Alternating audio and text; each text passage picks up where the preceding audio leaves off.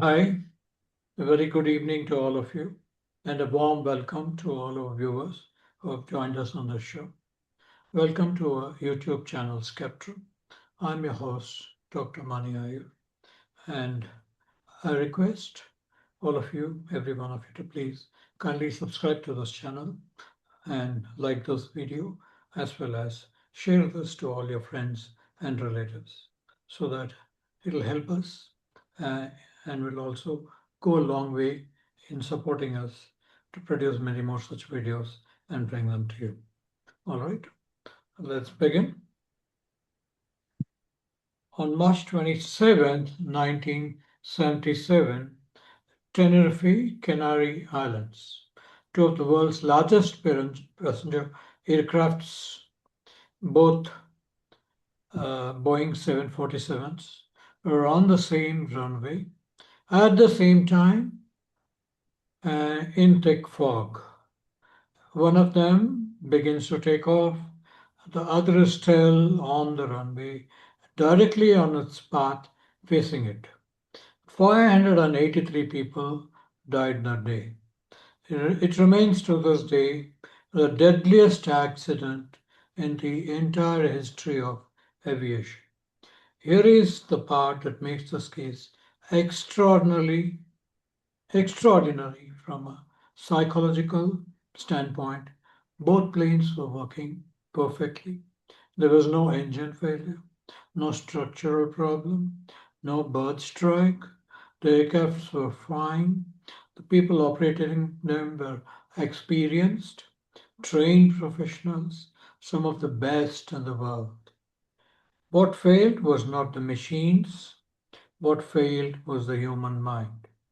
Under pressure, under authority, under fog, and under time pressure.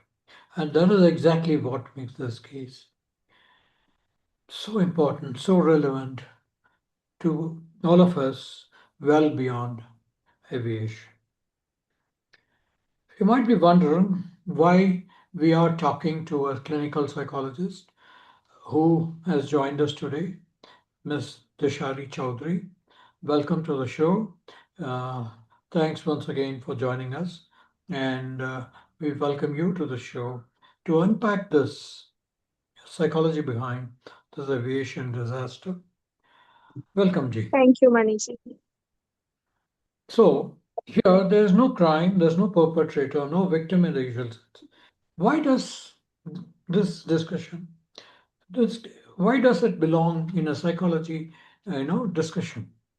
Because the Tenerife case disaster is one of the clearest, most documented examples in history of ordinary psychological process. Things that happen in all of our minds every day can, in the wrong conditions, lead to catastrophic outcomes. The biases, authority dynamics, the communication failures, the pressure driven decision making on that runway in 1977 are not unique to pilots. They are present in hospitals, in operation theaters, in corporate boardrooms, in families, in government. Understanding what went wrong psychologically at Tenerife is, in a very real sense, understanding something about how any group of human beings work under pressure can collectively fail, even when every individual involved is trying to do the right thing. So today's video is going to be a bit different from our usual format. This is not a case of interpersonal harm or institutional abuse.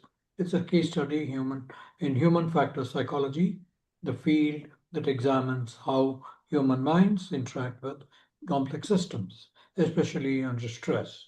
So the findings from Tenerife literally change aviation globally, but they are also deeply relevant to psychology more broadly, and that is the angle I want to bring it. I want to bring in today the psychological angle, and so uh, Dishari ji, it's over to you. You are the psychological expert, so kindly please unpack this for us. Sure. Over. Thank you, Maniji, for having me over onto this channel. So Yeah. today the case that we are discussing is a very interesting one. The more I researched about it, the more I read about it, and the more I wrote the script, it really gave me goosebumps as to how a simple psychological errors can pile up to something so huge as and catastrophic as the loss of 583 lives. Right. So let me first start by introducing our viewers to the case. To all those who do not know about the Tenerife accident and what happened basically, let me start. It all started with a bomb. So the Tenerife disaster did not begin in Tenerife. It began about 100 kilometers away on the island of Gran Canaria, where a bomb had been planted by the Canarian independence movement and that exploded inside the passenger terminal at Las Palmas airport. A second device was reportedly planted but had yet not been found. So, for safety, Las Palmas Airport was closed. Dozens of aircrafts, like almost 6 aircrafts, were supposed to land there, and they had to be, of course, diverted because the airport was still under search operation. Right. So this, including two loaded Boeing 747s, had to also go somewhere else.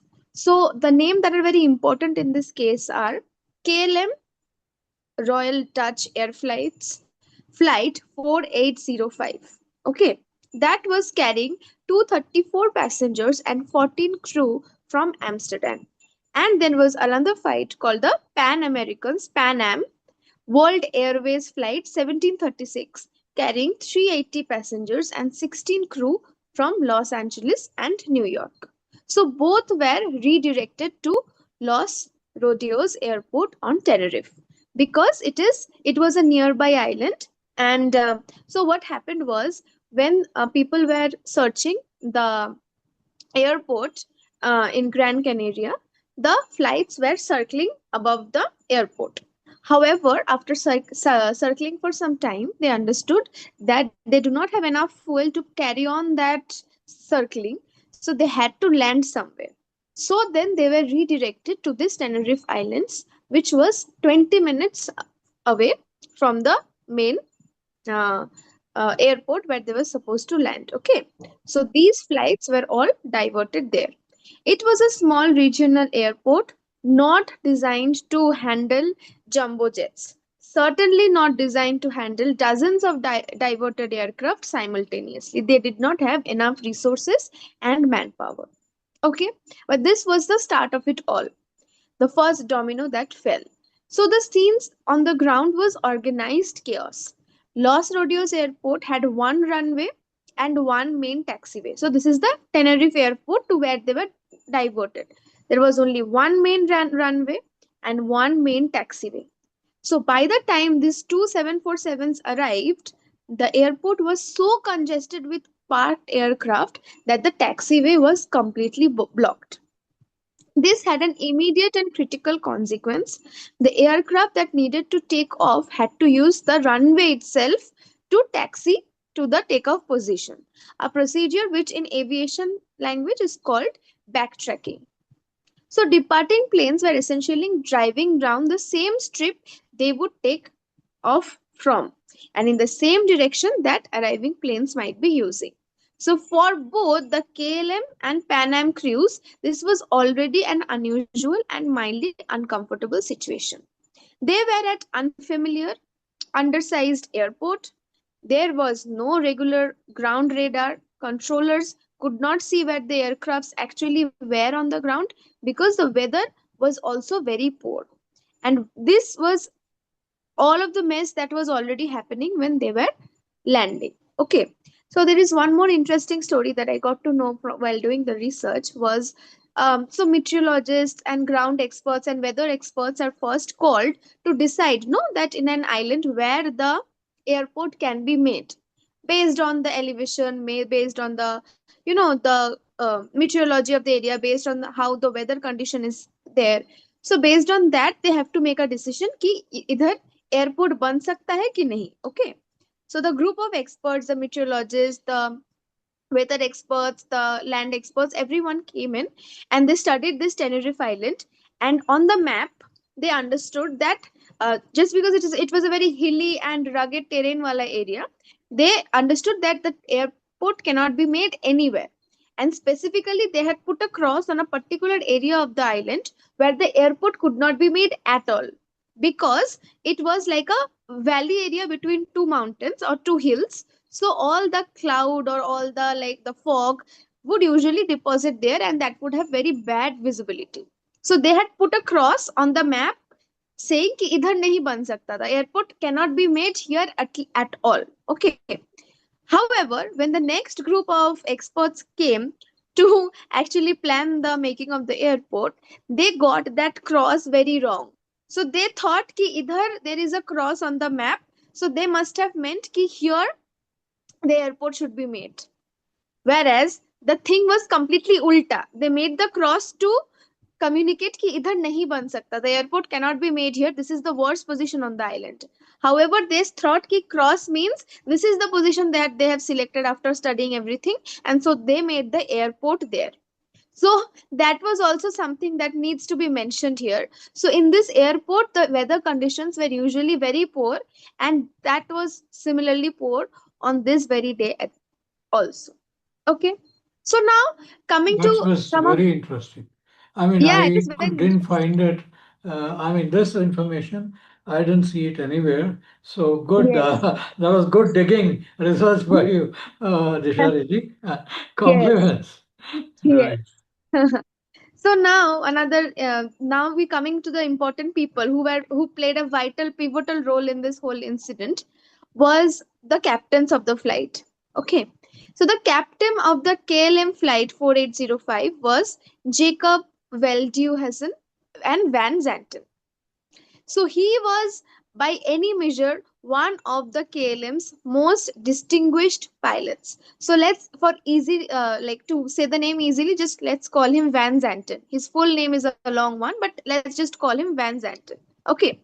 So he was actually the face of that airlines. So he was so experienced. He was like such a huge name in aviation history that literally the photos of him were on billboards, on the books that they got in the airplane, and the passengers were actually excited to have a flight with him.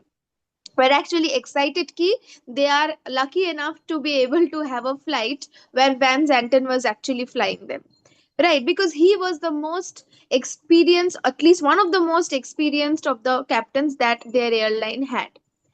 So, And not only that, he yeah, was uh, he was the chief instructor for flying for the training, chief instructor right, for training. So his picture was, as you said, everywhere. And it was in even the in-flight magazine that the yeah, KLM had. So his right, photo was there. So exactly.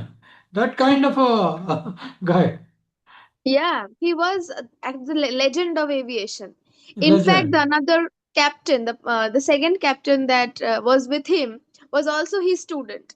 He was the instructor who gave the certificate to that to his student. Like after completing the training, when he was awarded as a pilot, he was the one who actually did that. So the next captain, the second captain, was also Van Zanten's student. So he had over 11,000 flying hours. He was the chief instructor, as you said, in all the training of Boeing 747s. He was so well regarded that every advertising campaign had his face. And in the world of 1977, he was about as close to a legend as as it was possible to be. Right. So he was also on that afternoon at Tenerife under a very specific pressure. KLM had recently implemented strict duty time regulations to prevent crew fatigue. Regulations that Van Zenten himself had helped to put in place.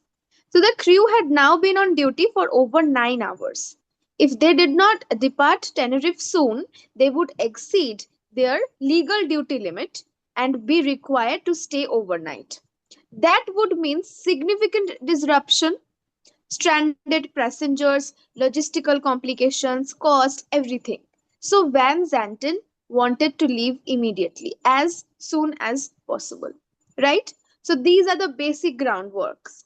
Now we'll come to the final 30 minutes, which is the most important and significant 30 minutes in the history of aviation, which led to a lot of changes. So, when Las Palmas airport reopened and aircraft were cleaned to depart Tenerife, Van Zanten made a decision that would, in hindsight, be critical. He ordered the KLM plane to be fully refueled before leaving. So, why did he do that? Suppose you and me are Van Zanten, okay? So we know that we have almost flight for 9 hours. We can fly only for a few hours more. And if we do not leave this particular Tenerife Island airport within the next 1 hour, we will exceed our duty hours. So then it will lead to a lot of logistical complications. Won't be able to fly. We won't be able to do this, that, and a lot of things. So what he thought, Van Zanten thought was, he after going to this Las Palmas airport, they also needed to take another flight to some other destination, which is most probably Amsterdam, right? So they needed to refuel there in the Las Palmas airport. But he thought कि अभी तो we are waiting here only at the Tenerife Island. We are unable to like fly because we are not cleared to fly, as the search of operations in Las Palmas are still very active. So what I can do, let me save some time and let me refuel here at Tenerife Islands itself. So then he decided कि चलो full tank इधर से will fill up and then we will go to the our Las Palmas airport. By the time we'll also get the clearance, so it will save some time. But as soon as he started filling the fuel, within 5 minutes only, the Las Palmas airport people called and said ki it is cleared, you can fly. But then it was too late, since after 5 minutes of starting to refuel, you cannot stop it. It's not like a car, right? So it's a very big airport, very big flight. So the whole refueling process takes around half an hour. So he could not fly then. He had to wait. He had to complete the process of refueling, and then only he could leave, right? So his when he made the order कि the KLM plane should be fully refueled before leaving, his first officer objected. Full refueling would take time, and the other aircraft were already preparing to leave. Van Zanten overruled him. The recorder shows the first officer said very little after that point when he was being overruled. The refueling took approximately 35 minutes. During this time, the Pan Am plane, which had been blocked in by the KLM plane during refueling, was also delayed. So, by the time both these aircrafts were ready to taxi towards the takeoff position, the fog had thickened substantially. So, it was like even the universe was also against. I mean, the odds were also against them. Visibility on the runway had dropped to around 300 meters. They could not see beyond that. Both planes taxied using the runway itself in sequence because the taxiway remained blocked. The KLM plane reached the end of the runway, turned around, and prepared for takeoff. The Pan Am plane was still on the runway, taxiing towards its designated exit, which it had not yet reached. What happened in the next 90 seconds killed 583 people. So I want you to visualize very clearly. So suppose it's like a U, right? So in the one arm of the U, the our plane KLM was standing, and whereas the other arm of the U is the taxiway. Okay. So the Pan Am is also coming in the same arm of the U as the KLM is standing.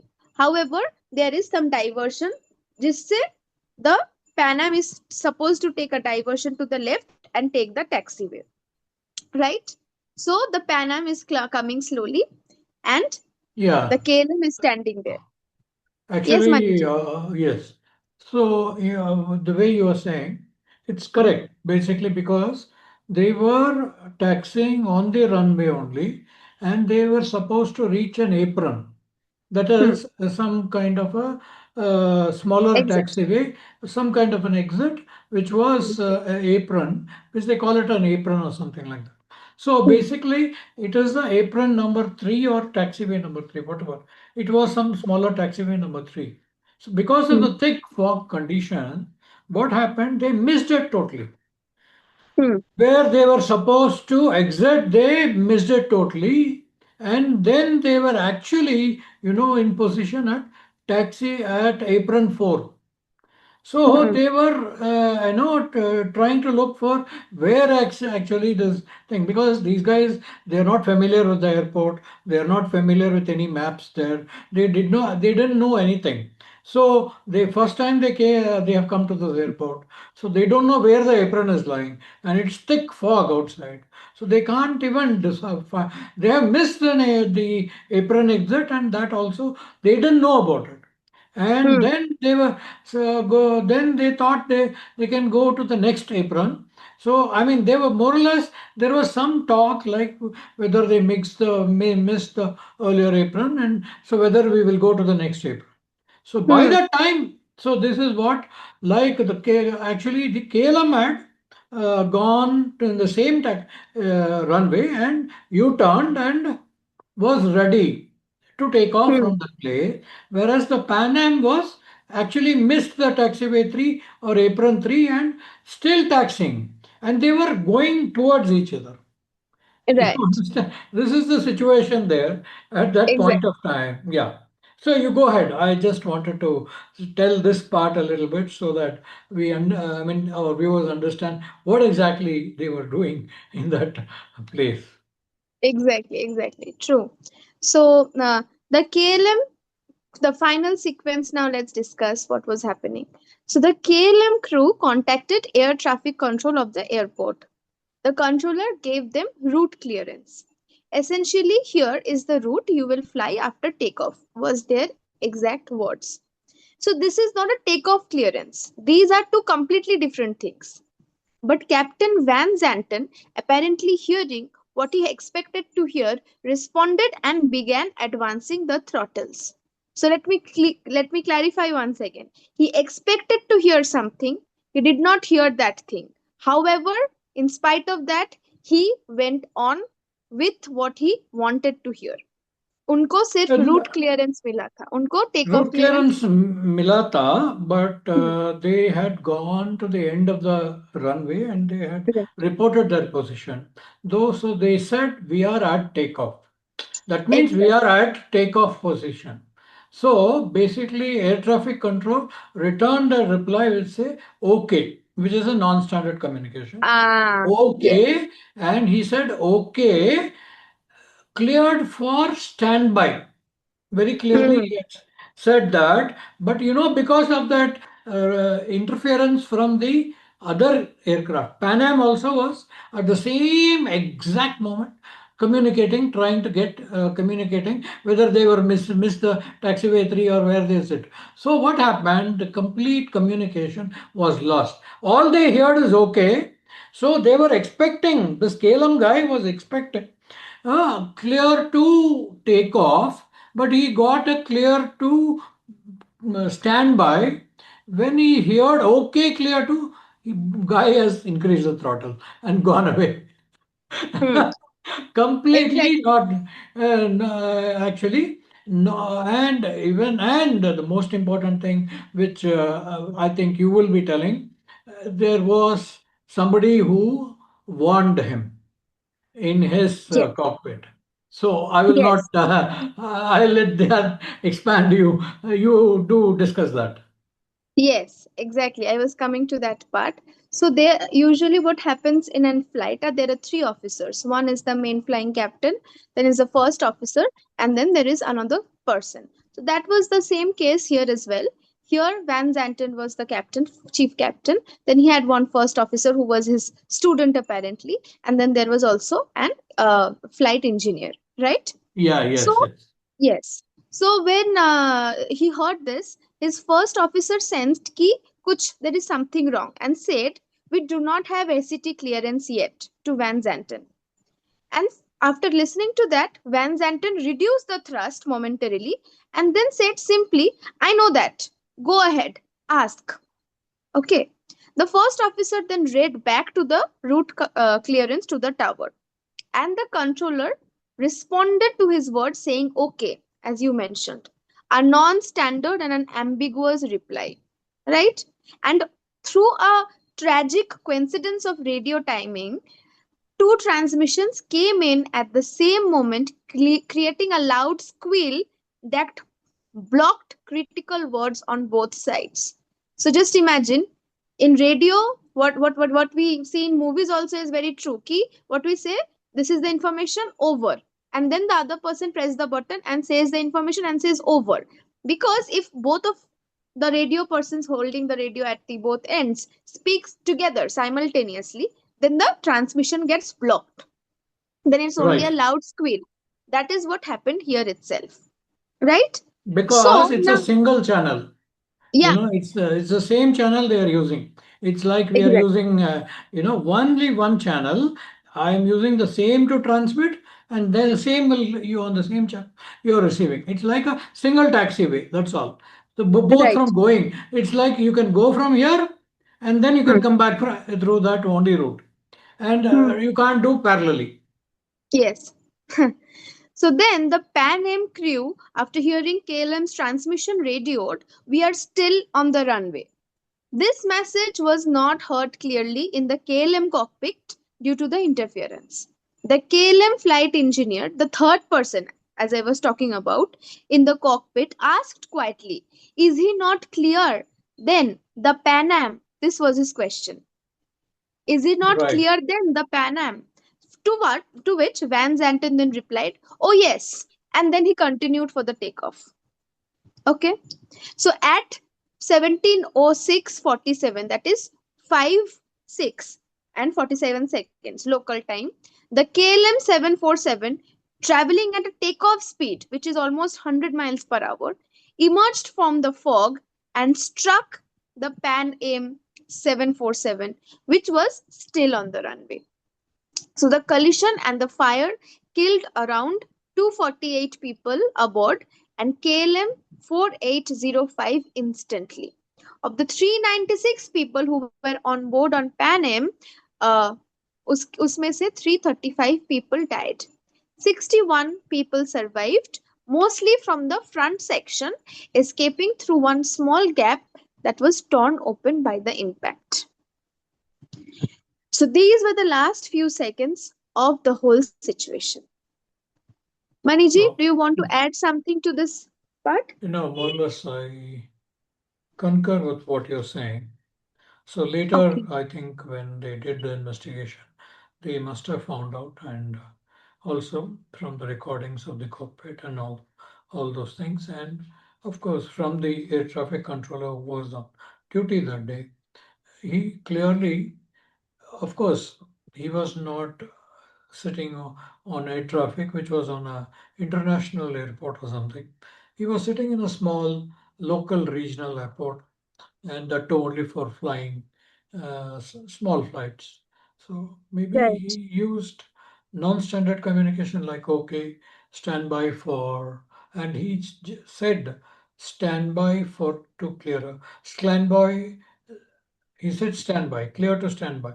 But that was Hmm. misunderstood because only part of it was heard. Okay was heard and clear was heard. So they thought it was, they were expecting clear to take off, so they assumed that and went ahead and pressed as history.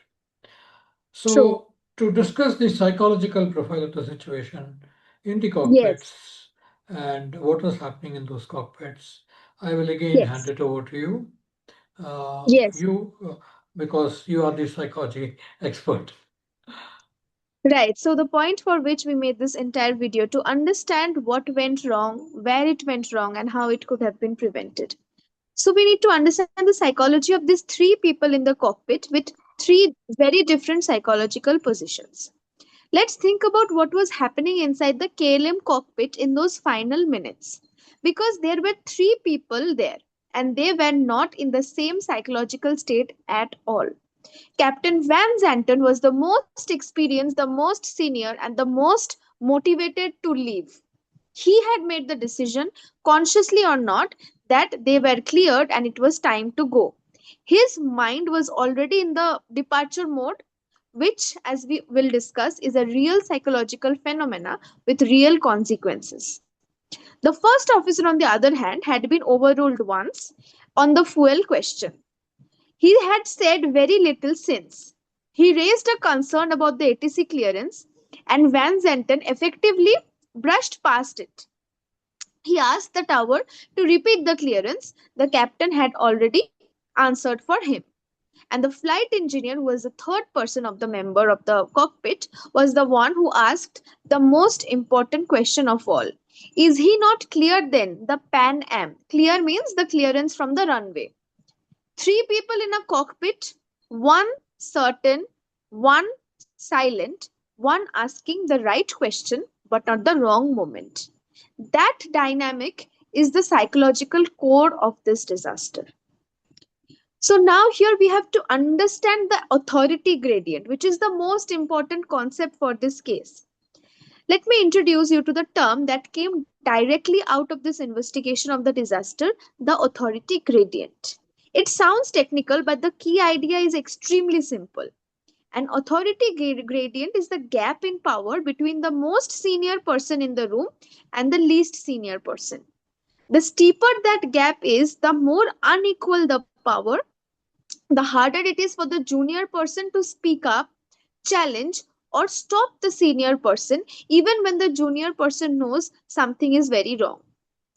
Think about this in your own life. Have you ever been in a meeting where the boss said something you knew was incorrect, but you didn't say anything? Have you ever been in a family situation where a parent or an elder made a decision for you which felt wrong, but then you stayed quiet? Have you ever watched a friend do something you thought was a mistake, but the friendship dynamic made it so hard to say no directly? That feeling, the hesitation, that calculation of is it worth it to speak up, is exactly what the authority gradient is. And it we see this every day in an everyday life. So in the cockpit in 1977, where the captain was not just your boss but a living legend, the KLM's chief instructor, the the van, I mean, what to say, this is the legend, so the Van Zenten. So it was very difficult. It the dynamic, the authority gradient become very steep. The gradient was almost vertical. The first officer and the flight engineer were not cowards. They were human beings navigating one of the steepest authority gradients possible. And they paid for it with their lives along with 580 others. Right? So this is such an interesting facet because we experience it on an everyday basis, and we often do this ourselves. Some these things, like we do not speak up because we think it's not worth it, will not be given importance to, they know it better. What do we know? We are so much junior, or our words will not have any impact on them. But this is what exactly was going wrong here. Now, let's talk about another very important psychological concept, which is the confirmation bias. Hearing what you expect to hear. Now, let's talk about what was happening inside Van Zanten's mind. He received route clearance from the tower. Route clearance, as I mentioned, is not takeoff clearance, but Van Zanten heard is as takeoff clearance. Why? Because a psychological process called confirmation bias, one of the most well documented and universal features of human cognition. Confirmation bias is the tendency for the brain to interpret new information in a way that conforms what we already believe or want to believe. Right? So, suppose we do not believe in God, and then something happens like a war, or some innocent people get killed, and we like take that information ki, see, that is why I don't believe in God. That is exactly what confirmation bias is. We try to find information that feeds into our pre-existing beliefs, something that strengthens that our belief that we already have. So Van Zanten had already decided at some level that it was time to go. He was running out of duty time. He had been waiting for hours. He was in departure mode. So when the radio message came, ambiguous, technically not a clearance but containing some of the language associated with one, his brain interpreted it as what he needed it to be. He heard confirmation. The words that didn't fit the interpretation were either missed or mentally overridden. So something uh, so fascinating. I think the viewers will be able to relate. If they want to hear something and there are a few words like that, our brain creates the full effect. This is also called the clover effect. Like in the darkness also, if we are seeing something, what to say, some white spots, and we are really afraid of the darkness and of what the or ghost or something like that, then our brain frames it, that white thing, as a ghost, but maybe it's just a piece of clothing that was hanging from somewhere, right? So this is what confirmation bias is. This is not stupidity, this is not negligence in the ordinary sense. Confirmation bias operates below the conscious awareness. This is not something we are consciously doing. It is something every human brain does every day. The difference at Tenerife was the consequence of a single instant of it were irreversible and catastrophic. So now there is another concept that I would like you guys to know about is the planned continuation bias, the point of no return. There is another psychological concept that is crucial here, and it is called the planned continuation bias.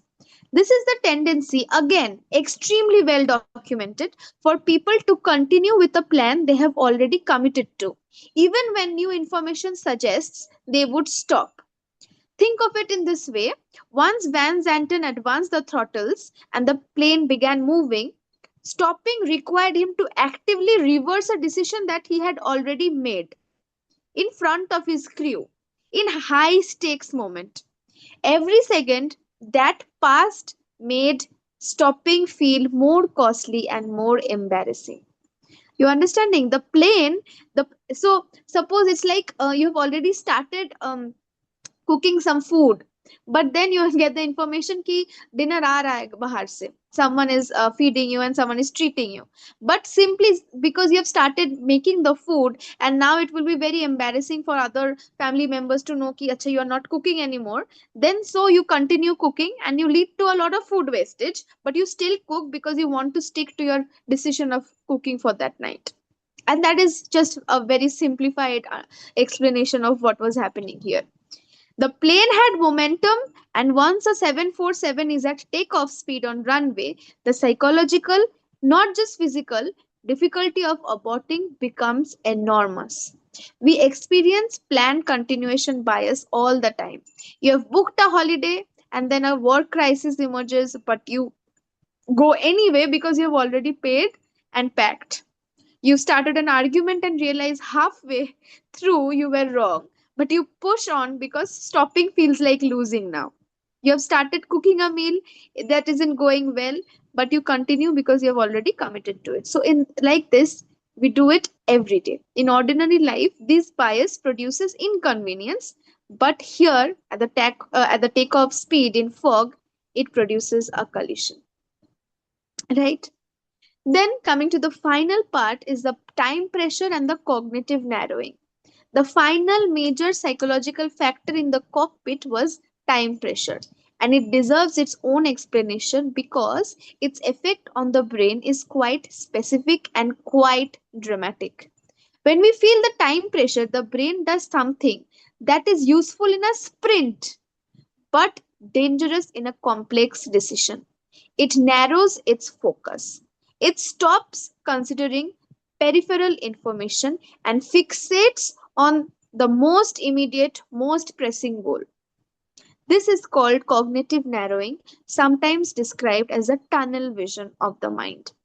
So, Van Zanten's tunnel at Tenerife had one thing in it: take off before the duty clock runs out.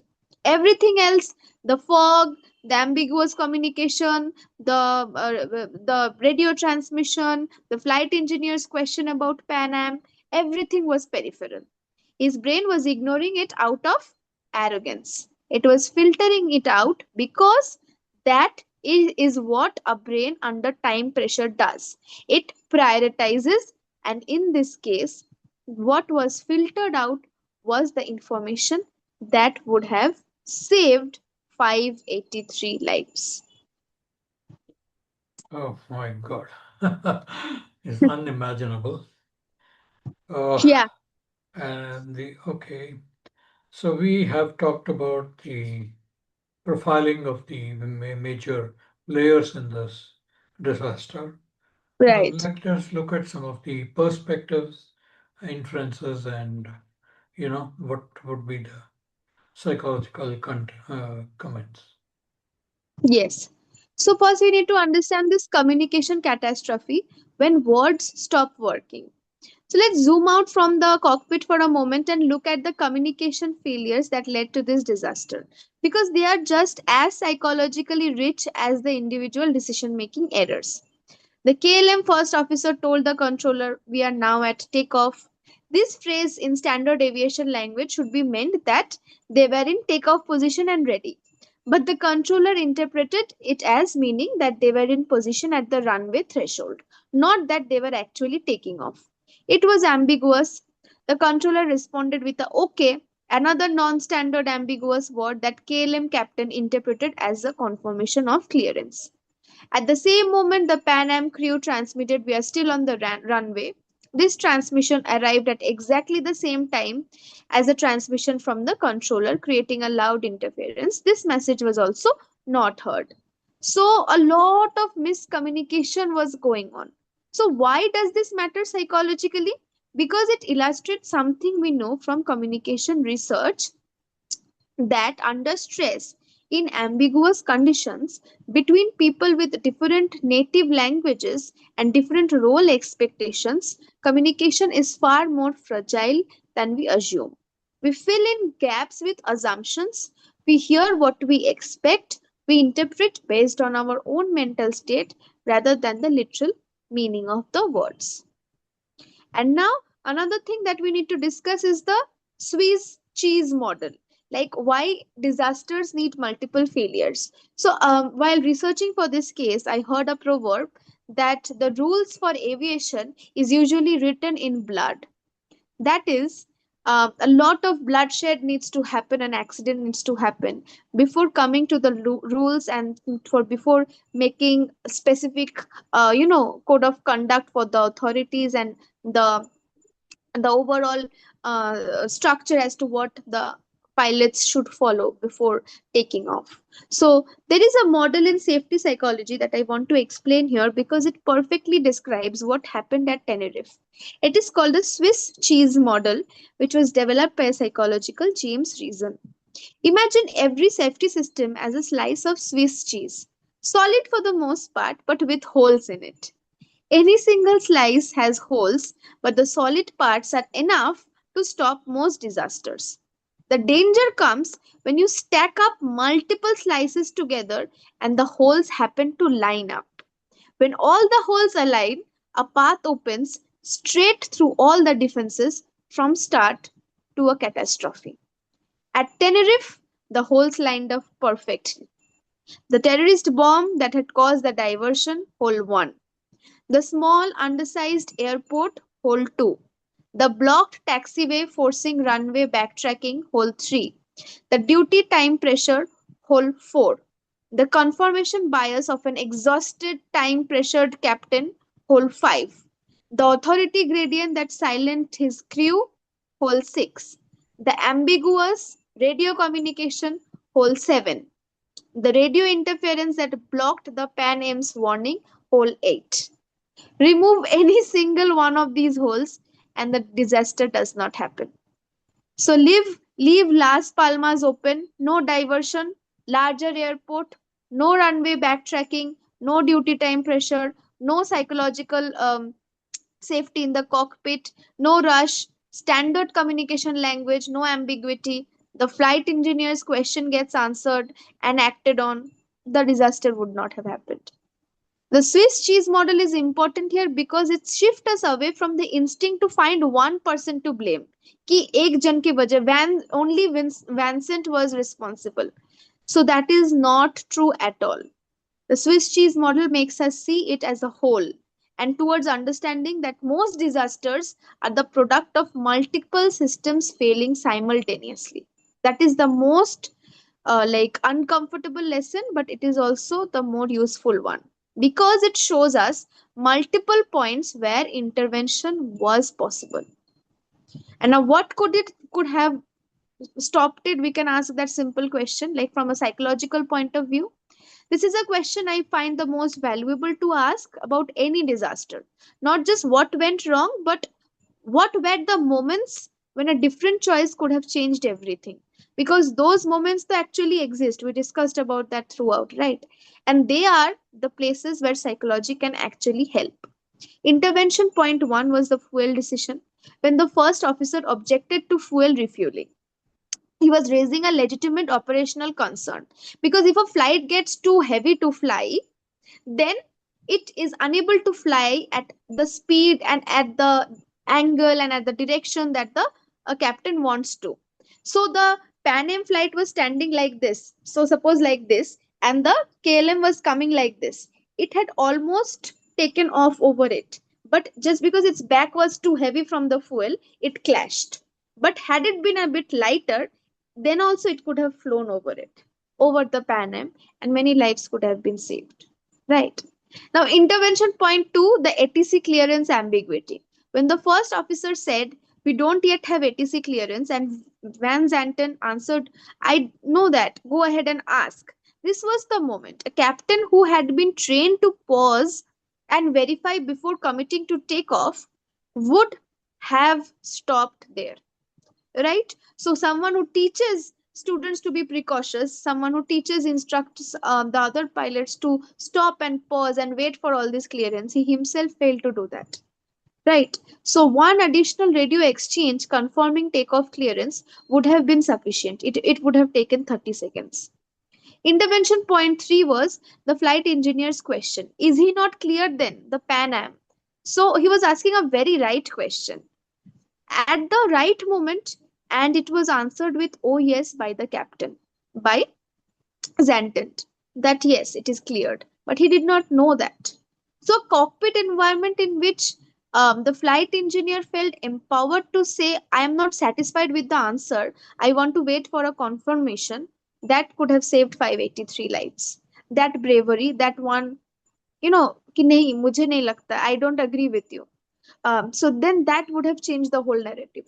So each of these intervention points required the same thing: a culture in which it was psychologically safe to push back against the most senior person in the room. That culture did not exist in 1977 aviation. After Tenerife, the industry made building it a priority. Because then afterwards, the pilots were trained to actually question the captains. They were trained to actually challenge the captain's decision. But in that particular one thing, so many lives were killed. So that would be some things I would like to comment on. Great analysis, I would say, psychological analysis as such, and superb analysis. So, uh, so with this, we can discuss a little bit on can we discuss something about, you know, The prevention key of such, takeaways, like key what we can takeaways, do, right? yeah, key Yeah, takeaways and prevention of such incidents in the future. So, what right. would be the key takeaways? Yeah, so we of course do not fly planes, all of us, but we also live very human lives, like Xantant, like the first officer, like the engineer. So, what we can take away from this whole case into our own life is, I want you to leave you with three very practical, very simple things from Psychology of Tenerife that you can apply today in your workplace, in your relationships, in your team. So create a space for the quietest voice. In any group discussion, be it a medical team or a project meeting or a family discussion, the person who says the least is often the one seeing something that the others are missing. Actively invite them and motivate them. Ask, is there anything anyone is unsure about before we proceed? So, taking everyone's voices into account is really important. Even in the group discussions, like I am a professor, we host a lot of group discussion among students. We actually give vantage or credit points to the person who is making way for someone else to speak, who is telling ki, okay, let's wait, Miss Ghosh wants to say something.